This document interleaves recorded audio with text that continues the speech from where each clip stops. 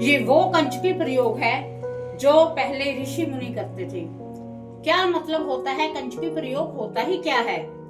कंचकी प्रयोग एक ऐसा प्रयोग है जिससे साधक जब साधना करता है तो उसके बिना बोले जो मन के भाव हैं, जो उसकी मन की प्रार्थना है, वो माँ के दिल तक वो प्रार्थना पहुंचती है।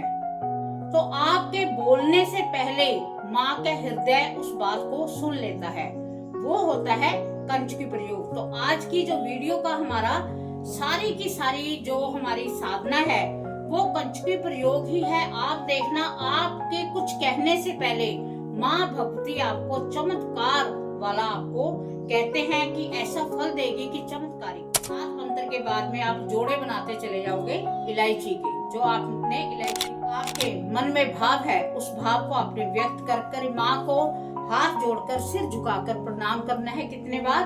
3 बार। जो पान के पत्ते के ऊपर नींबू रखा है उसे आप नेक्स्ट अगले दिन पीपल के वृक्ष पर उसे छोड़ाएं और बिना बोले आपने आ जाना है। जाने में जहाँ पैसा रखते हो अपने वॉलेट में, जहाँ भी आपको लगता है कि यहाँ पर हम धन धान्य कोई सोने की चीज रखते हैं, वहां पर आप रखें और माँ भुवनेश्वरी से प्रार्थना करें कि हे माँ जगजननी, मैं आपको लक्ष्मी के रूप में अपनी तिजोरी में विराजमान कर रहा हूँ। आपकी कृपा मुझ पर सदैव बने रहे, मेरे सारे कार्य सफल होते चले। साधना कहीं भी नहीं मिलेगी। ये मेरे ख्याल से अगर मैंने डाली है तो पहली साधना होगी जो मैं आपको ऐसे बता रही हूँ।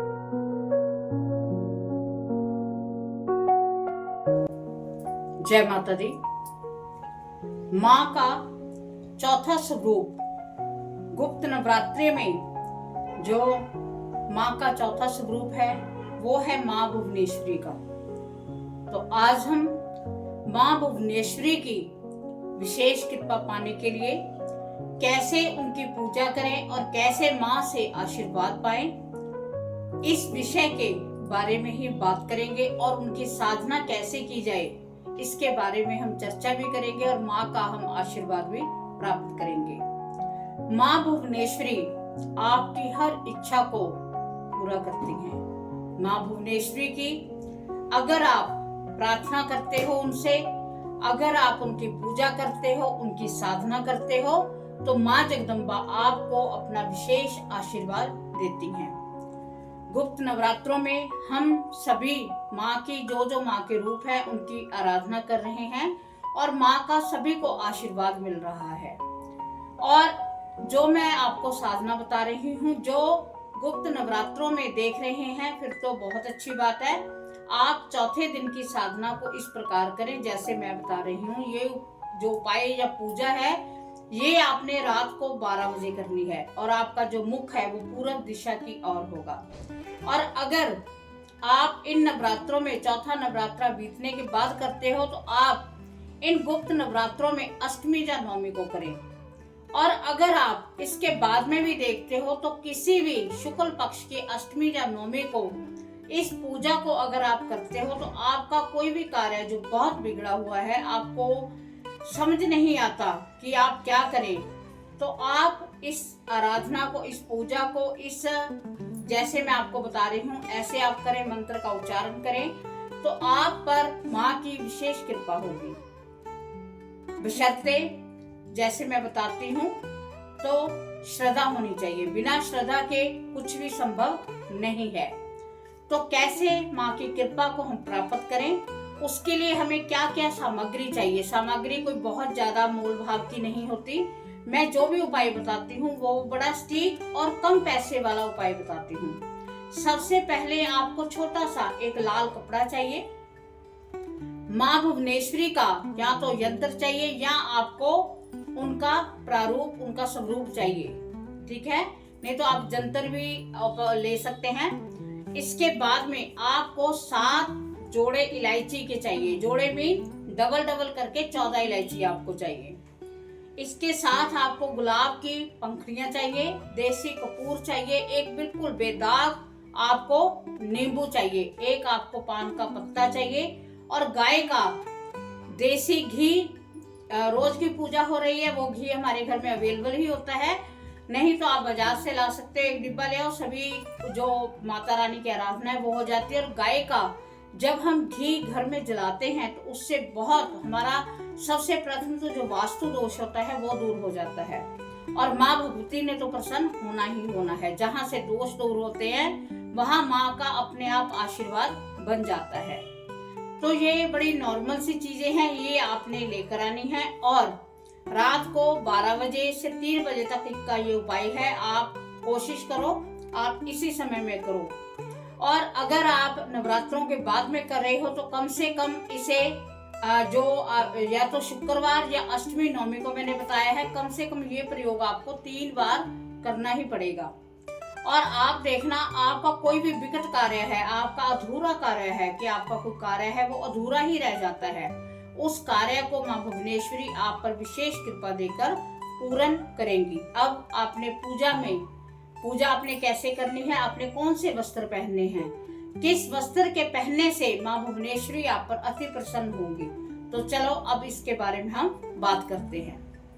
आपने लाल रंग के वस्त्र धारण करने हैं और आपका जो आसन है वो भी लाल रंग का आसन होना चाहिए।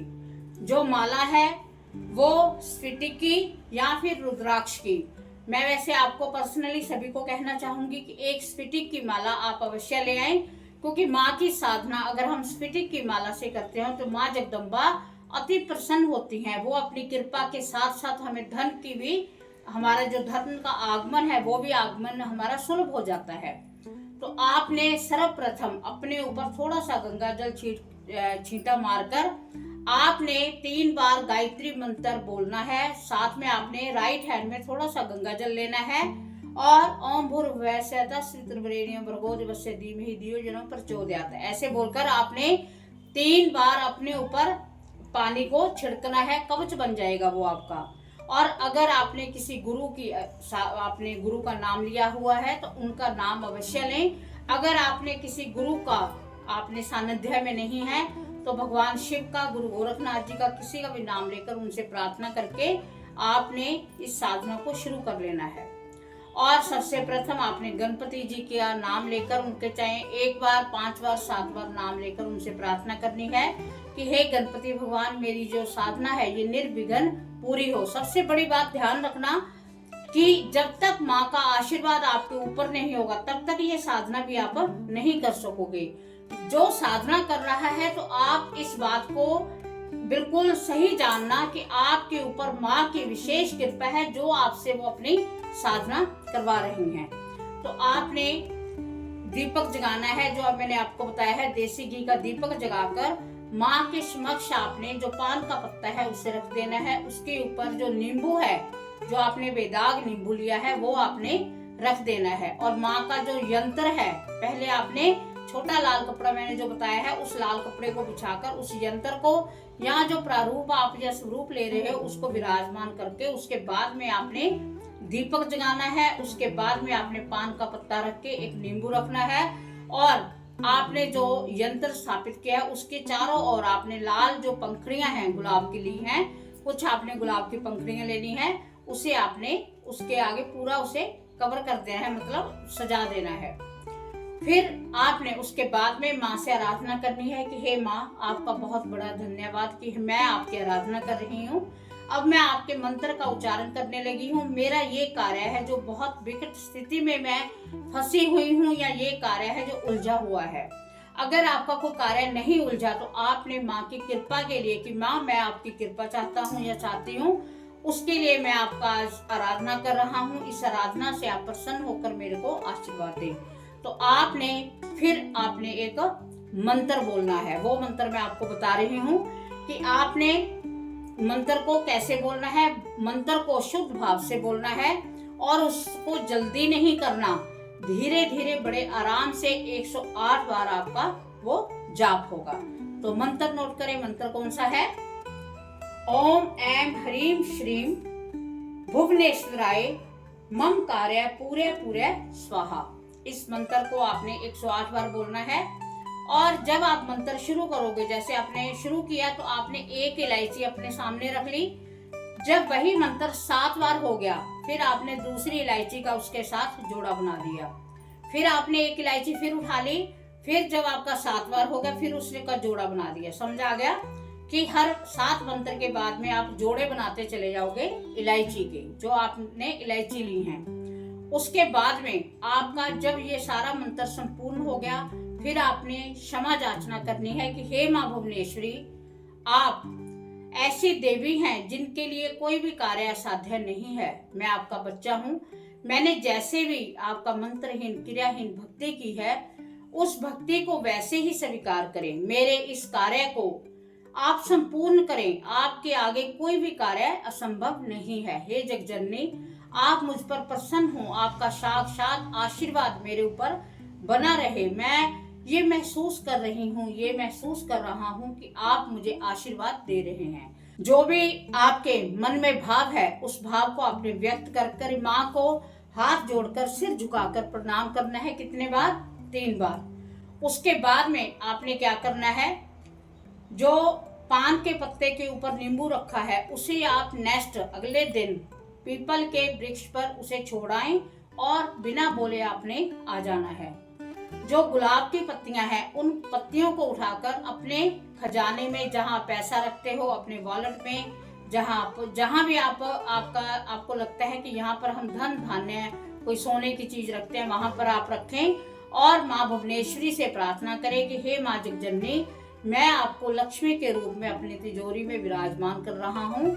आपकी कृपा मुझ पर स्वयं बने रहे, मेरे सारे कार्य सफल होते चले जाएं और मेरे को धन धान्य की विशेष प्रीति हो। आप ऐसी साधना माँ की करके देखें, आप स्वयं चमत्कार देखोगे। इन गुप्त नवरात्रों में माँ की ऐसी विशेष कृपा रही है कि सारी की सारी आपको सभी माता रानी की साधना की वीडियो मिल रही हैं। ये ऐसी साधना है कि जो हम अगर कहें कि YouTube पर पड़ी है, ये आपको साधना कहीं भी नहीं मिलेगी। ये मेरे ख्याल से अगर मैंने डाली है तो पहली साधना होगी जो मैं आपको ऐसे बता रही हूँ। इस साधना को आप सर्च करके देखना भी क्या ये साधना डली हुई है। नहीं, मैं अपने जो मेरे यूट्यूबर, मेरा परिवार है यूट्यूब का, जो मेरे ये सदस्य है, आप सभी लोग हो, आप सभी लोगों से मुझे अति स्नेह है, क्योंकि आप मेरे साथ जुड़े हुए हो।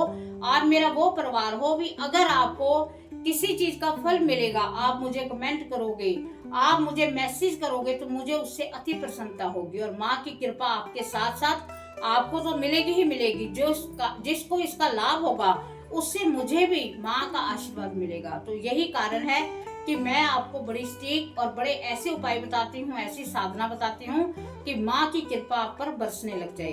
तो इन गुप्त नवरात्रों में माँ की विशेष कृपा आपको बनी रहे, इसके लिए आप वीडियो को देखते रहें। सबसे बड़ी बात है कि आप मैसेज जरूर किया करो, जय माता दी तो अवश्य ही लिखा करो, क्योंकि बहुत जरूरी है जब हम माता रानी की कोई वीडियो देखते हैं। बाकी आपकी इच्छा है, आपको जैसा अच्छा लगे वैसा आप करो। तो चैनल को ज्यादा से ज्यादा सब्सक्राइब करो, ज्यादा से ज्यादा शेयर करो, जो सभी माँ की भगवती की कृपा, असीम कृपा को प्राप्त कर सके। इसी के साथ नेक्स्ट माँ जगदम्बा की अगली वीडियो देखने के लिए हम फिर मिलते हैं। इसी के साथ जय माता।